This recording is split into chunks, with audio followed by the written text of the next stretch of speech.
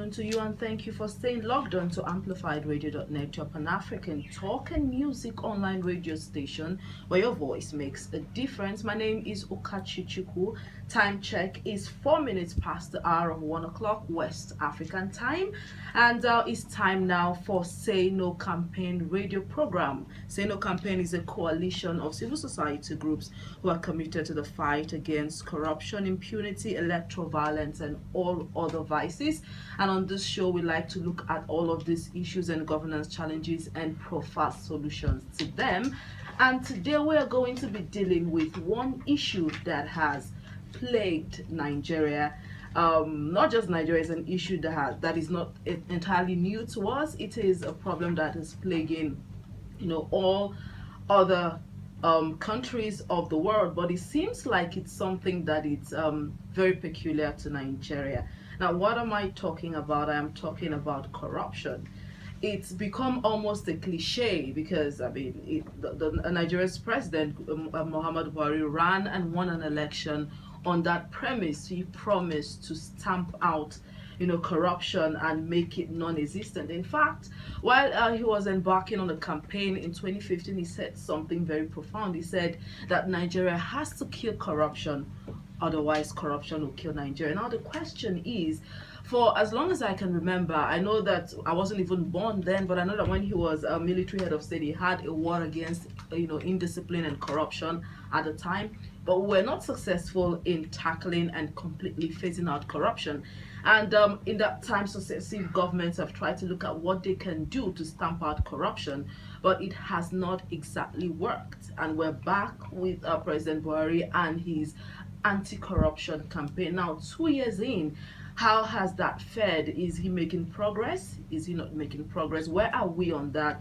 What are the mechanisms we can use to track and even rate him? Nigerians are pretty much divided on this issue. Some people think there is really nothing like the fight against corruption, that the status quo remains unchanged. Some others think that we are making some sort of progress. Now this afternoon I have with me here Mr. Oluajo Babatunde, who is a development practitioner with about 2 decades experience working on governance issues.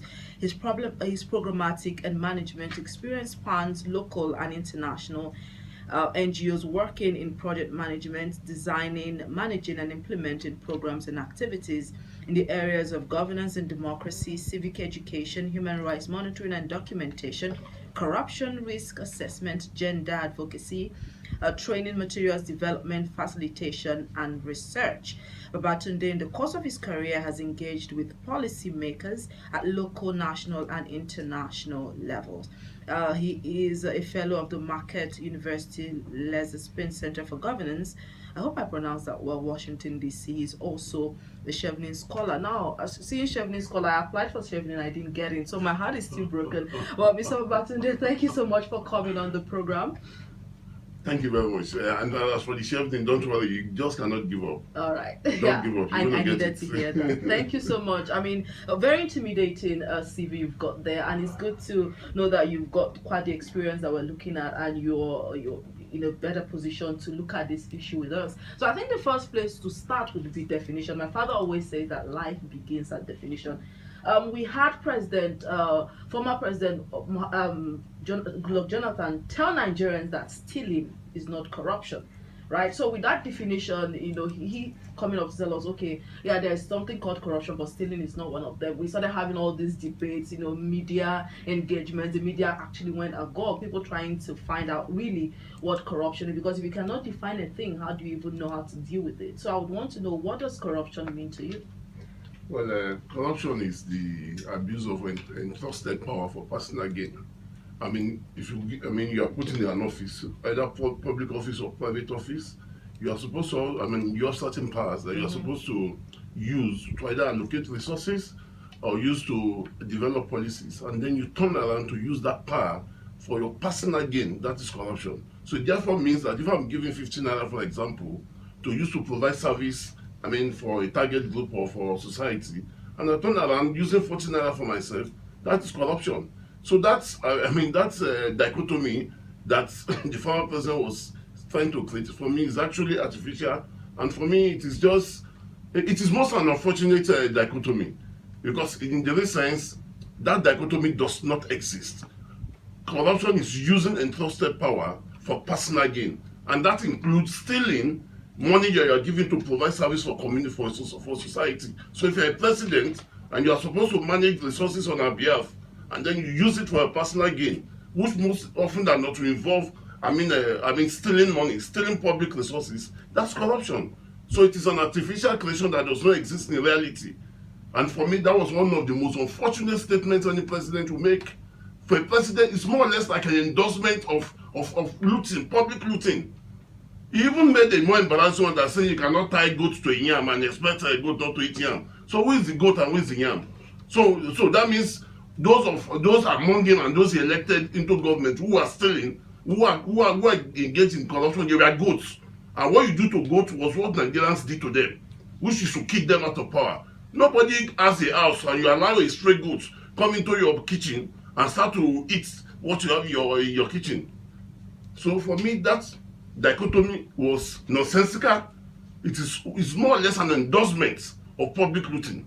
Okay. I think that's a very emotional and quite heated way of putting it there. But one thing I've also observed, among the citizenry, because while we are going to be looking at how President Buhari has fared in the 2 years that he's promised to kick out corruption before corruption destroys us, we would also be looking at how citizens can own this fight and even lead it.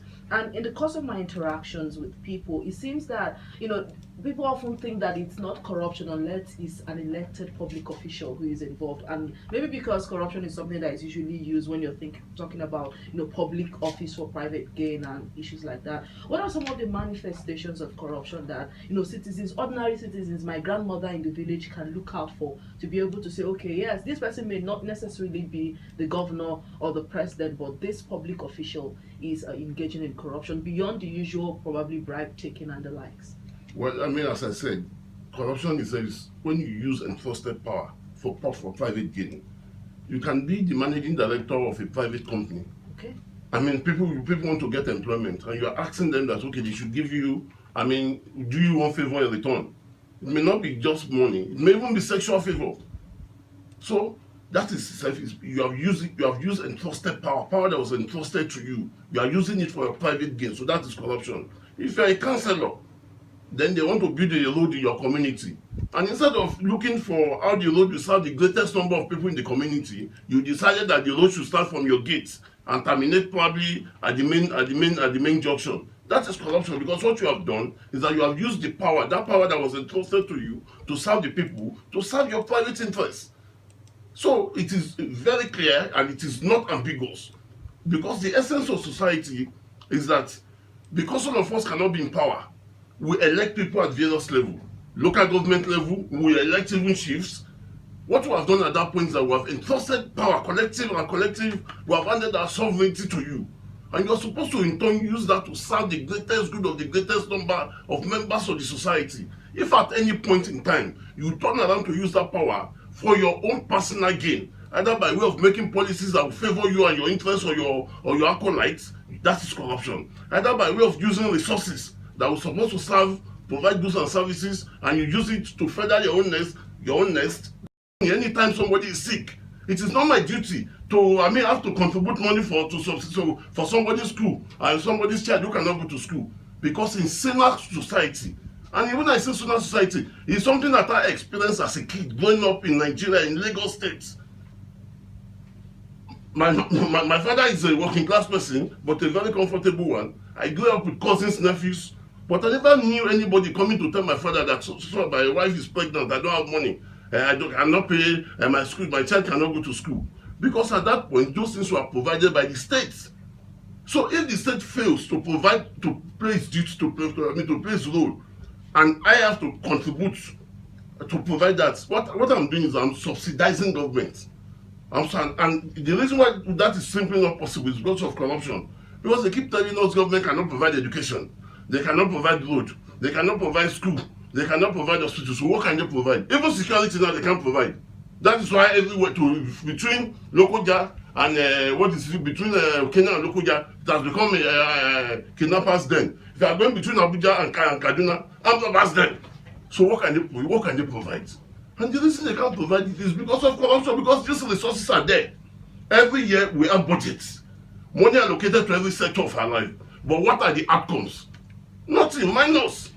And at the same time, we hear of mind-boggling amount of money being stolen. Imagine the Zani and acolytes. Imagine the amount of money they stole. Allegedly stole. Well, the court has already ordered the forfeiture of part of the loot. So what are you talking about? So that was a product of, is a process of corruption. The court has ordered permanent forfeiture of part of that loot. We need to call these people their names. And this idea of saying, after all, court has not find them guilty, that is we know the reason why. Because the prosecutors are guilty, they are collecting bribe. The judges, by this report, and this report was done by a government agency. We're going to come back. We're going to go. So we know the reason why they are not being convicted. Because those who are supposed to prosecute on our behalf, from this report, we said 33% of Nigerians who encountered them said they have been asked them for bribe. So imagine a man who has stolen $2 million, $200 million. It simply means he has enough money to bribe prosecutors, and then they will now, what they will go there is not to represent society. What they will go there is to mess up the prosecution. And even if they fail to criminally induce the prosecutor, by this report, the judges are available to be bought and sold. And that is why. So we can no longer rely on the fact that because judge court has not found me guilty, so I'm not corrupt. No, we now know the reason why. We have always suspected it. But now we have hard facts. Because if 33% of Nigerians who encounter prosecutors are being asked for bribe, and 31% or 32% of Nigerians who have to go to court are being asked for bribes by judges and magistrates, we don't have to go far to know the reason why people are not being convicted for stealing our commonwealth. All right, Mr. Babatunde, what to you is the relationship between corruption and poverty? You know, Nigeria, year after year, the poverty index is very mind-boggling. And we have governments that say, oh, we're fighting corruption. It seems we're not making any headway out of that. You know, is corruption largely, responsible for where Nigeria remains on the poverty index and, where the inability of citizens to live above, $1. That was the last report I read, $1 per day. What's the relationship between poverty and corruption? I think there is a strong relationship and a very strong correlation. Because countries, if you look at it, the countries who are doing well on the corruption perception index, they tend to have the lowest poverty burden. It therefore shows that we can conclude, correctly, that there's a relationship, a direct one at that, not even indirect one. And if you look at the countries that are doing badly in the corruption perception index, they are equally at the bottom, lower bottom, at the very bottom of the Human Development Index. If you take Sweden, look at its performance on the corruption perception index and look at its performance on the Human Development Index, you can see a correlation. The Scandinavian countries are the very top. They can use good rules. So what's the quality of your infrastructure. These are the basic for calculating the Human Development Index. So if this money allocated to this are stolen, it is therefore will be no surprise that the Human Development Index will be very low and poverty will be rampant. Because development does not come from the sky. You plan for it, and that is society plan. Society plan by doing authoritative allocation of values.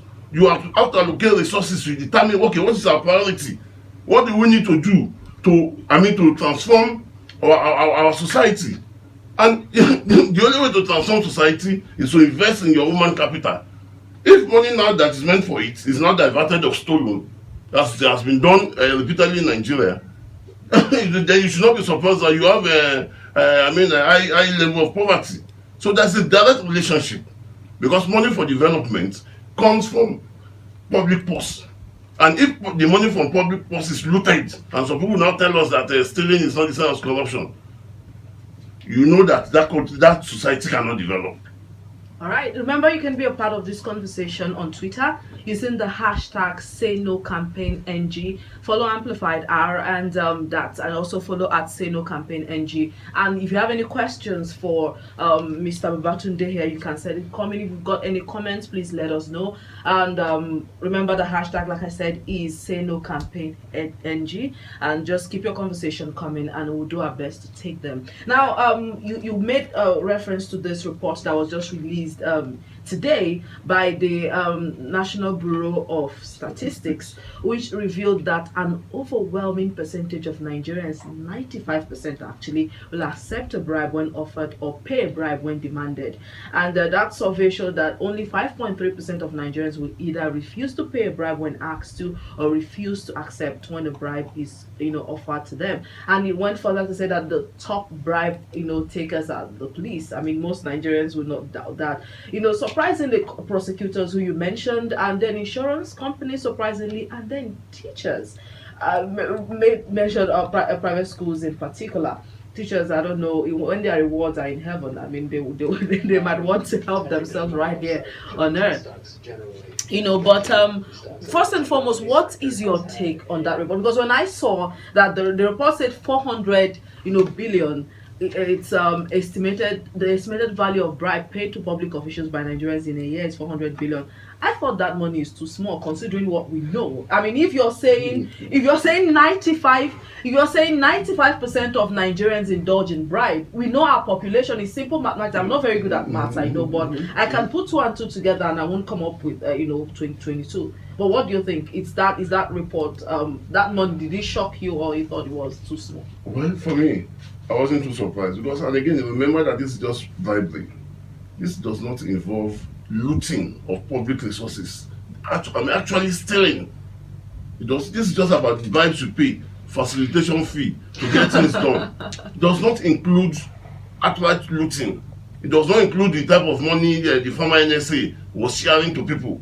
That's the one is not bribery. That one is actually direct looting of our resources. It does not include the designing money. So I would think that it may be a fair approximation of the amount of money. And then if you look at this amount of money, 400 billion is no chicken change. Imagine 400 billion, because what it simply means that Nigerians, you are taking away 400 billion annually from the pocket of Nigerians, and it is therefore people have no money to invest in the economy, because it's the type of money people should be thinking of investing in the economy, and this will now have a multiplier effect on the economy. But if people have to pay it for bribery, and bribery, I mean, it just goes, more often than not, it goes into consumption. So there's no actual investment in the real sector of the economy. Imagine having 400 billion available to invest only in manufacturing, or even invest extra, 400 billion extra to invest in agriculture. Imagine the type of multiplier effect, imagine the number of jobs. So because this is it's not just about the figure. It's looking about, okay, what is the larger implication of an economy losing 400 billion that is investable every year. It is then you understand why we have unemployment. It is then you understand why the loans are bad. It is then you understand, because if you invest this amount of money, some of them will go return to government as taxes that cannot be used for investment in our infrastructure, in education, in health. So this is no mean amount of money. And for me, especially for the prosecutors and judges, I think the fact that they came up tops should tell you why all the anti-corruption efforts, have not yielded the type of fruit we want, especially in the last 2 years. And this is no joke. Do you know how many profile cases are in court? Do you know how many profile cases of late? People who are discharged and acquitted? Because you know one thing about corruption is that if your neighborhood, if there's a government official who is stealing, you will know. You will know him, you know his status before he got to government. Let me give one example. When we were in school, there used to be one of the earliest governors of Oyo State. Before he became governor, people knew his house where he was living. People knew the way his kids were living. Within months of becoming governor, the type of change that happened was dramatic. His kids even became a nuisance to society. So, do you now need any babalawo? or a dibia to come and tell you that something is amiss. Because the question is, okay, where did money come from? If it didn't come from public tip, how did you have that transformation within months of a man that we know his status of his push and start car? His kids now started riding state of the art car. So do I need a dibia to now tell me that this money must be from public purse? And so it is. So even when you go to court and you acquit and discharge somebody on the basis of corruption, people know that the man has stolen. They know. And the day society will move, it may not move today, it may not move tomorrow. They will come for them. Because people will move on the basis of being told, on the basis of their being told, draw the line between their state of poverty and that man's emergency wealth. Especially knowing that he has no any other investment. His wealth only came from the time he got into government. Okay, so let's still look at this MBS report. Which of what the report findings, right? Which particular finding caught your attention? For me, it's the teachers and then the private schools. Because I would think that it might be the public schools, given the sort of infrastructural decay and the lack of government attention that it receives. But then we're looking at private school teachers and then doctors of private hospitals. Those were quite surprising for me. Which stood out for you and why? Well, to be honest, for the private school teachers, it didn't come as a surprise, and the reason is not far-fetched. Okay, for most private schools, go and find out the average salary these teachers are paid. Even the best of them that they call themselves international Montessori, intercontinental, intergalactic schools that charge outrageous sums of money. Go and find out what is the average salary of the teachers in these schools. It is then you know. So I teach in a school. A child pays maybe about 500,000 per term, and I maybe have in my class I have 20 of them. And at the end of the month, I get paid 50,000 naira as my salary. Can that take me home? So tell me why such teachers will not want to find ways to make extra money. Because nature abhors vacuum. Something must give. And it is usual wonder that corruption pervades our society, especially the public sector. What is the average income? 18,000 naira. That is what a man with wife, 2 kids, at the minimum. That's what he will spend. He will manage within a month. Something must give. He therefore must cut corners. He must look for means. Especially given the fact that every day of his life he can see one-ton looting.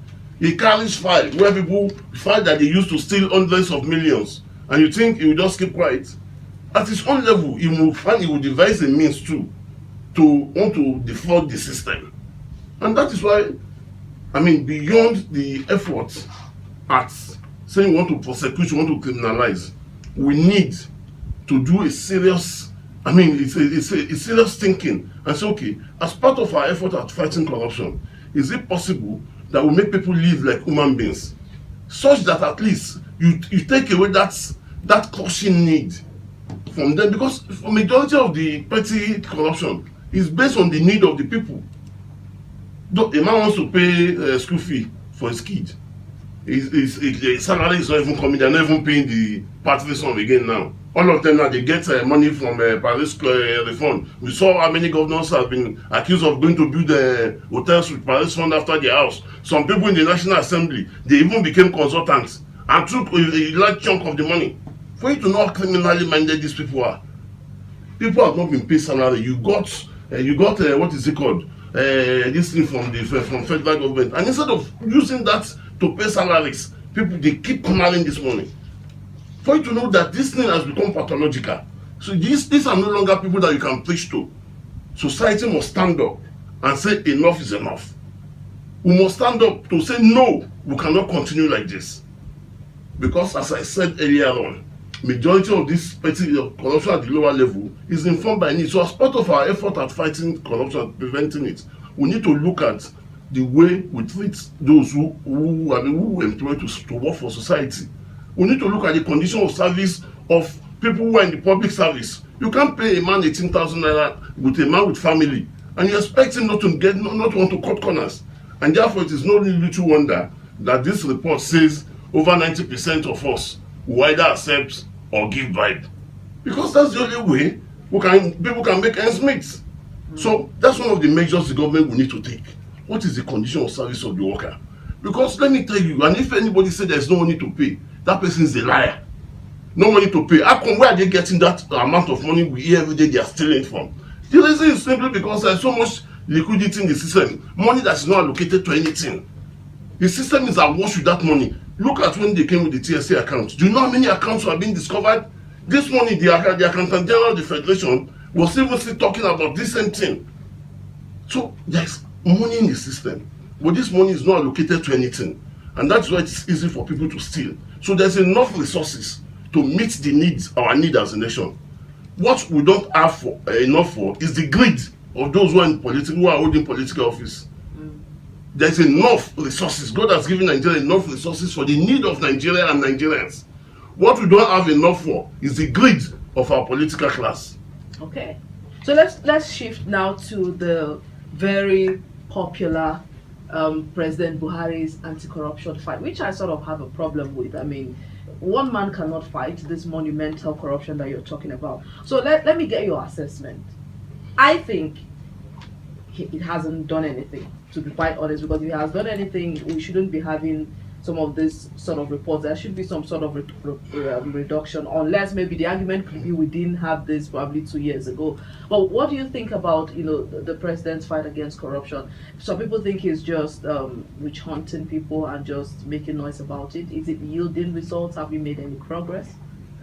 Well, I think we have made some progress, but whether we have made enough progress as Nigerians who wanted is a different question. But I think it would be very unfair to say we are where we are. We have moved from the time when somebody, a president, will say corruption is not stealing. We have moved away from the age of, if you tie yam to goat must, which is an official endorsement of corruption. We had a government that was endorsing corruption, and corruption became like an official policy. We have moved away from that. That does not mean there's no longer corruption. Corruption is still there. But at least the official, the official condoning of corruption at the highest level of government is no longer there. We don't have a government who will come and defend corruption again, as we used to have in the immediate past. Maybe the person is not doing it publicly, but if the president is not doing anything policy-wise, then we could say maybe he's not verbally endorsing corruption, but by his inactions, he could be, endorsing corruption. No, but by the body language of this government, body language. at least at the inception, before the president became very incapacitated, I think we saw some change. We saw some change. Whether we like it or not, the TSA for me is a positive thing. Some people will tell you that no, he was not the one who started it. That is, as far as I'm concerned, that is not the issue. He implemented it. Number two, you say we shunting. Do you think there's any time any government will come and carry out the criminals and say at once we want to arrest them? And there was one thing Obasanjo said when he was in power, which I continue to, I think it's one of the best statements he ever made. At a time when PDP never thought they would leave power, when people were accusing him of wishhunting his political enemies using EFCC, he made a statement. He said they should, those who say their opposition is wishhunting them, that they should wait until they get to power. And that when they get to power, they too can wishhunt those people who are his own friends. It was a time nobody thought PDP would ever lose power. And now this same government is now arresting other people. The question is, these people, did they commit crime? Did they steal? Did they loot? That is the question. Don't tell me anybody is wishhunting you. Why are you a witch? What are you doing witchcraft? Did you steal money? Go answer that question. Don't tell me you are an opposition member. Nobody has arrested me and wishhunted me because I didn't steal anybody's money. So why would anybody come and tell me that? Under Obasanjo, they were wishhunting. Under APC, they were wishhunting. So when are we going to have somebody who will not wishhunt? So for me, as far as I'm concerned, it is criminals, thieves, looters, and their collaborators, and some illiterate and uninformed people who are even the victims of the looting, who will say such dirty things. Let us continue to wishhunt ourselves. If we continue like that, a day will come when of us will be wishhunted, and then nobody will have the courage to go and steal what is our collective patrimony. There's no time any government will come and say at a go, we want to catch everybody. It is little by little. It's only maybe if you have a revolution, that's when it will be possible. But under this milieu, it is by wishhunting different section that we can get a better society. If APC wishhunts me because I'm a thief, Let PDP to wait now. Maybe they will shunted some people before. Then if they come back again, they can reshunt. If another party come, they can reshunt on that set of people. But as well reshunting, we know that that witchcraft is not what all of us should get, anybody should get involved in. And the witchcraft is corruption, is stealing, looting of public resources. That is the witchcraft. If you have been involved and they come for you, answer the question first. Did you steal? Did you take what does not belong to you? Did you abuse that power we gave to you to manage society for us? Don't tell me your name. Don't tell me your religion. Don't tell me your party. Did you steal? That is the question. If you stole, go and answer. Okay, so what is wrong with the president's, this administration's anti-corruption strategy? Is there even one in place? I don't think there is. But is there? They do have one. In fact, recently the national anti-corruption strategy was launched, and it didn't even start under this government. It started prior to this government, but at least this government was able to endorse it. They launched it. But what I think may be wrong is that beyond the fact that the president is a low ranger, because to be honest with you, even within his own kitchen cabinet, there are people who don't believe in his anti-corruption stance. Apart from the fact that he's a low ranger, I think probably in trying to come up with fighting corruption, maybe we didn't really get the baseline or the benchmark. Because what this National Bureau of Statistics report has done is to establish a benchmark, a baseline, to say where exactly is the problem, where should we be looking at. And for me, that's a scientific approach to it. Because now we now know that even if you arrest thieves and criminals who are looting, with prosecutors that 33% of Nigerians said they are asking them for bribe, you can be sure your prosecution may go nowhere. With judges and magistrates that 32% of Nigerians say are asking for bribe, it simply means if you get them to court and the prosecutors do a good job, you may never get these people, you may never get them sentenced to or punished. It therefore means that in fighting corruption with this type of baseline, you now need to look at your prosecutors. What do you need to do to make them committed? What do you need to do to motivate them? You now need to look at your judiciary, your judges and magistrates. What do we need to do to combat corruption so that when we arrest people for corruption, for stealing, you can be sure your prosecutors will do a diligent job. You can be sure that the magistrates, the judges, they will not compromise the larger interests of society. Because that is what has been happening. A judge who collects a bribe has committed, in fact, it's worse than murder. Because a judge is almost second to God. In a democracy, a president does not have the power of life and death. But a judge has the power to say this man is guilty, go and kill him. That is only God that shares that has that power. So that means they are sharing a power that only God has. So if a judge now go because of money, go and now betray, go now and endanger justice, the damage is enormous. You are destroying that society. And that is and no society can survive it. No society can develop on the basis of having judges who can be bought and sold like pepper in the market. So what this has done, this report, is that it has given us a baseline, a benchmark. And I think this should inform government's efforts at fighting corruption to say, okay, we now know where the problem is. So what can we do? So that even when we arrest those who are corrupting society or who have looted their common patrimony, we can be sure that justice, society will get justice. And one of the reasons why we're where we are is that because people are not being punished, it has now reinforced that sense of impunity. And that impunity now has now gone down to every facet of our society. And that is why somebody will be bold enough, go and carry gun and be kidnapping people. Because he's so confident that nothing will happen, that even if he's caught, he can buy the prosecutors, he can buy police, he can even buy judges. And when a society gets to that level, that society is doomed. And that's where we are pushing. Because what keeps other people, what keeps society in check is when people know that if I do this crime, it's almost certain I'll be caught and I'll be punished. It's not as if other people too don't have the tendency to be corrupt the way Nigerians are. But the only difference, they've got the system, they know that almost 95% sure that they will be caught and then they will be punished. But here the reverse is our case. People are almost 99% sure that they can bribe police, they can bribe prosecutors, they can bribe judges, that they can pervert justice. And that is what is fueling impunity in Nigeria. And in a society where there's impunity, it means anything goes. Nobody's afraid of anything. And that is what we need to fight as a nation. So who should lead this, right? Is it a top to bottom approach where we've got the president and those who have all the powers to give instructions to the police and give instructions to the state agencies, or should it be citizen-led approach? What do you think? I think it's going to be a two-way thing. The leadership needs to provide leadership, while the citizens need to make demand. Because if we don't make demand, nobody will be motivated to want to do the right thing. It is when we make demand on the system. If we don't make demand on them, they will go to sleep. That's why they say eternal vigilance is the price of liberty. In any society where the citizens are not eternally vigilant, are not keeping their leaders on their toe, those leaders will go to sleep and society will go to the dogs. So it's going to be both ways.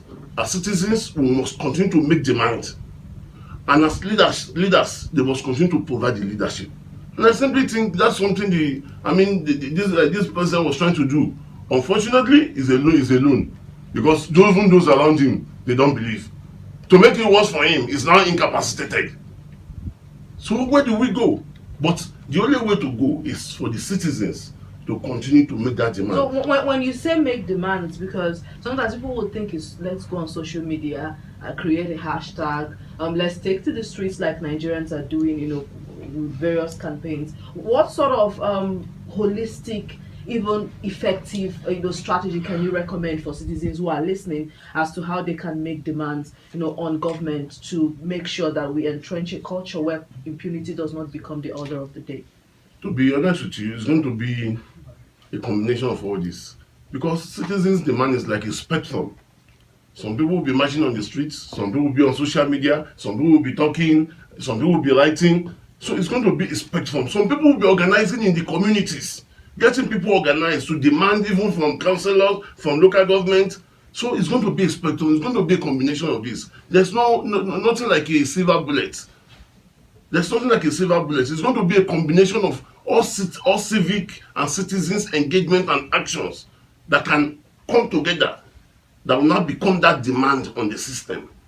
So there's no silver bullets. You cannot use not just one. You cannot do social media alone. Neither can you just do go protest on the street alone, because you even need to educate people.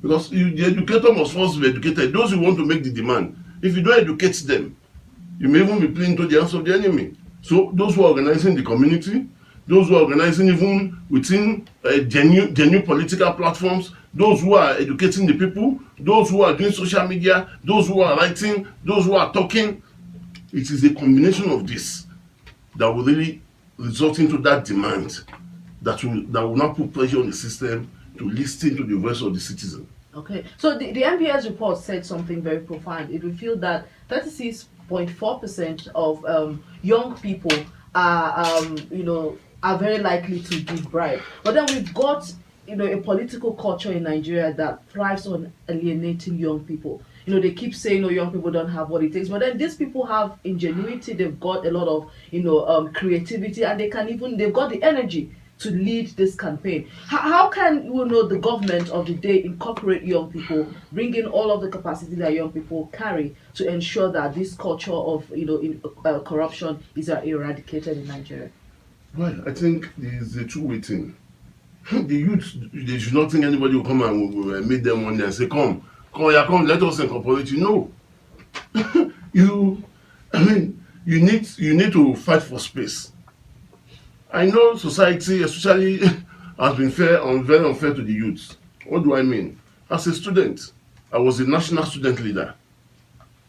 We could organize ourselves. In fact, for the first time in the history of University of Ibadan, we led a move that led to the students organizing their own students' union election without the interference of the university. So we had that space. They didn't give us anyway. We had to fight for it. We know how many schools we went to go and ensure their democratic unions. And of course, we're able to use the platform we have to pursue our collective interests. Then, under the National Association of Nigerian Students, we take non-Senate meeting to campuses where there are no traditions, to campuses where there are no students' union. And we use things like the Senate meeting, like Senate Convention, to build democratic union on those campuses. That was what we are doing. But today, what do we have? You have NANS that's always at the gate of the presidency. You have NANS that's always at the office of governors. You have NANS that cannot take their meetings to campuses. We use NANS activities to to fight injustices, not just within the university and the various campuses, but to address societal issues. But today, what do we have? It's not there. I know that part of the problem is because in most of the universities, most of the campuses, the authorities don't even want to see students get organized. So if you deny them the opportunity, because these are supposed to be training ground.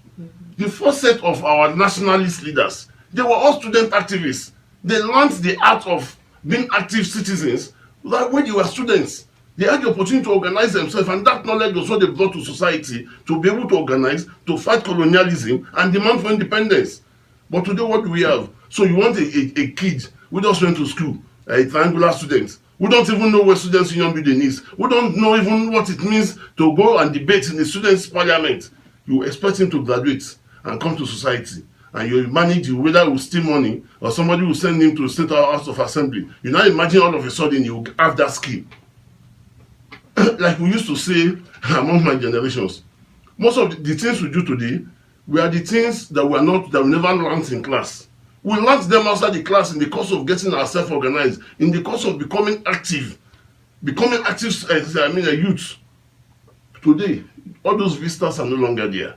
Students cannot organize themselves. Either in some schools, they don't even have departmental association, talk less of faculty, talk less of students' union. These are supposed to be the training ground, and that is what it has always served. Back even before colonialism departed its shores.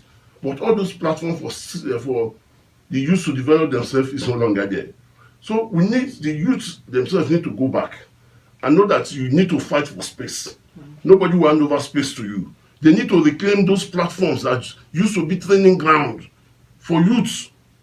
They need to go back and reclaim them. And my generation did not reclaim them by just sitting down and by thinking we are going to be doing social media alone. We were actively, of course, many of our generation suffered. People were expelled. People were rusticated. Some people spent 10 years or 4 years courses. They paid the price. So, because, something must give. Freedom does not come by just, nobody gives freedom freely. Freedom has a price. You have to fight for it. Is there hope? Like, realistically, does Nigeria have hope of ever getting out of these ruts that we're in? I mean, the indices very scary. Population explosion, all of these problems, 400 billion in bribe loans spent annually that, like you said, should be plowed back into the economy to have that multiplier effect is not happening. Do we have hope, and how do we get out of this? There's definitely hope. If there's no hope, maybe I won't be sitting down here. I'm sitting down here because I see hope. I see a possibility. But the point too is that hope does not materialize from nowhere. It is by people getting organizing. It's by people understanding what is their own enlightened self-interest. And that's one of the very poor areas where our elites, our political elites, they are simply one of the worst. And I think Branson, the CEO of Virgin, actually said that he has never seen a ruling elite, an elite that is this backward, an elite that does not even understand his own interests. In other parts of the world, the elites too have their way of stealing. But you know what they do? They ensure that society works at a minimum. That there's a minimum any citizen should not fall below. By so doing, you can keep enjoying your looting and stealing. By so doing, you can even close your eyes and sleep as a stealing elite, a thieving elite that they are. But here, they don't even understand that if society works, it makes their life easy. That is why some of them, they cannot sleep, they cannot rest. If they want to rest, they have to go to US, they have to go to UK. Because before they wake up, people have already lined up. And they don't understand that if those people have work, if they have a livelihood, they will not have the time to come and kill in front of their house, so they themselves can sleep. They don't understand that the rich will never be able to sleep if the poor are hungry. So it therefore means for you to sleep after stealing, you must make society work. And you cannot even, and the reason that's why society cannot work, because you cannot want to make society work and be stealing. You must decide, you want to make society work or you want to steal. And when you steal, you cannot have peace. You cannot have peace. So I think there is hope for Nigeria.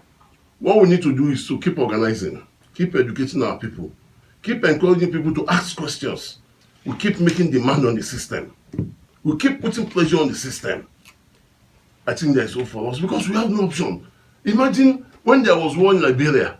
Look at the disruption Liberia and Sierra Leone. Look at the disruption it caused within the whole West African sub-region. And you are talking of countries that combine maybe their population is less than that of Lagos. Imagine our 180, 190 million. Imagine that they allow this system to implode. And for the next 20 years, the whole of Africa will not know peace. Imagine 190 million Nigerians having to leave Nigeria because of instability. Ordinary Lagos population will cause instability in the whole of West African region. They are talking about 25 million people in Lagos moving now into West Africa. Do you know the type of disruption that will cause? Who is going to contain it? It took Nigeria and the ECOMOG to go and manage to contain Liberia and Sierra Leone. So the question is, who is going to come and contain the crisis if they allow it to happen in Nigeria? So we have no option. We have to get it right. And for the ordinary Nigerians, the youths, the working class, the market women, the peasants, the farmer, my appeal is that we cannot allow these people to drag us into an internecine war. They are the ones who stand to benefit. They have stolen money. They will be the same people who become arms dealer. They will be the one to be supplying arms to both all sides of the war. We cannot allow them to drag us into it. Many of them are not even Nigerians in the sense because many of them have multiple nationalities. They can afford now, if there's a crisis in Nigeria immediately now, to go to any other country in the world. But for the ordinary Nigerian people, where do they have to go? So our people must not allow themselves to be dragged. We need to get organized, make demand on the system, and force the system to meet our demands. Very profound words there by Mr. Oluajo Babatunde, who's been talking to us about how to eradicate corruption from Nigeria. And he's saying that all Nigerians have got to get involved, and we've got to realize that this is all we've got. We do not have anywhere else, unless, of course, you've got dual citizenship. I do not have. My only home is somewhere in Aba in the southeast. Well, thank you so much, Mr. Oluwajo Babatunde. It's been an interesting discussion with you today on the Say No campaign. Thank you for coming. Thank you very much for having me. And thanks to everyone who was a part of the program today. Thank you for taking part in the conversation. But before we go, we've got a couple of tweets here coming in. And I've got this one from @Imo_Matthew2, who says, nothing can substitute for the establishment of functional and effective institutions and systems. Let me look down, see if I can find another tweet here. A couple of retweets, but thank you so much for that message. Unfortunately, this is all I can take at this time, but I agree with him. We need, functional systems. If we had functional systems, we would not need or wouldn't even worry about a lone ranger president. Well, it's been an interesting discussion. Like I said, thank you so much for all those who took part in the conversation, and we will see you next week, same time and same station. My name is Okachichuku, and bye for now.